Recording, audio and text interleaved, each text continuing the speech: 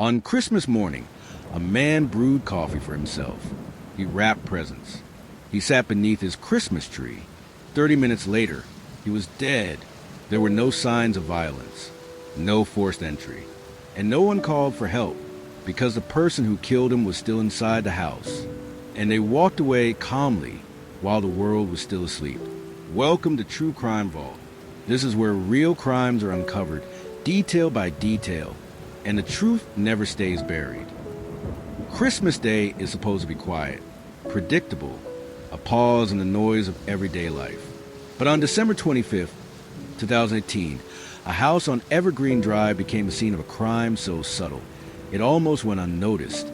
This is the story of Daniel Gray, and the Christmas morning that exposed a secret built on years of resentment. At 10:14 a.m., a neighbor made an unusual call to emergency services. The front door of the Gray residence had been standing open for hours. Inside, Christmas lights blinked on a timer. Holiday music continued to play on repeat. When police entered the home, they found 42-year-old Daniel Gray lying motionless beneath the Christmas tree. He was pronounced dead at the scene. Investigators immediately noticed something disturbing. The house was tidy. Gifts were neatly wrapped. Breakfast plates sat unfinished on the table.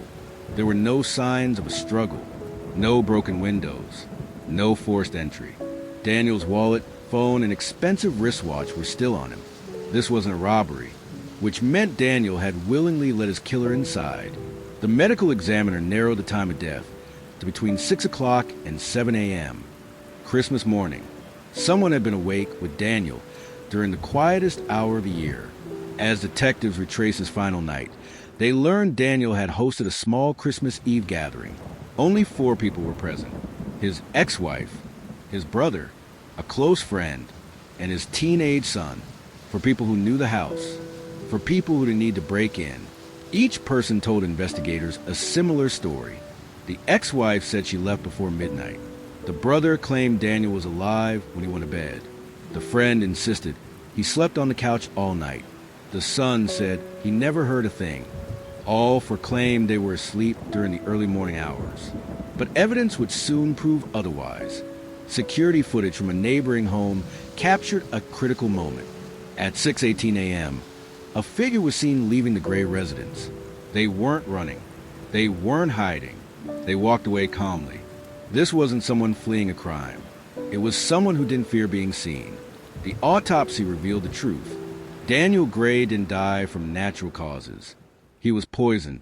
A fast-acting toxin had been slipped into his morning coffee, brewed fresh at 6:05 a.m. Only one person was awake at that hour. Only one person knew exactly how Daniel took his coffee every morning. Black, no sugar, no milk. When confronted with the forensic evidence and the security footage, the truth finally surfaced. This wasn't a crime of passion. There was no argument, no sudden outburst. It was resentment, quiet and patient, built over years, on a day associated with forgiveness. Someone chose revenge instead. The house was cleaned. The decorations came down. Evergreen Drive returned to normal. But for those involved, Christmas would never feel the same. Because some crimes don't scream for attention.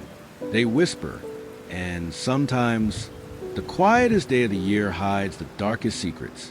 If this case made you pause, or question what you might have missed, subscribe to True Crime Vault. New cases are added regularly.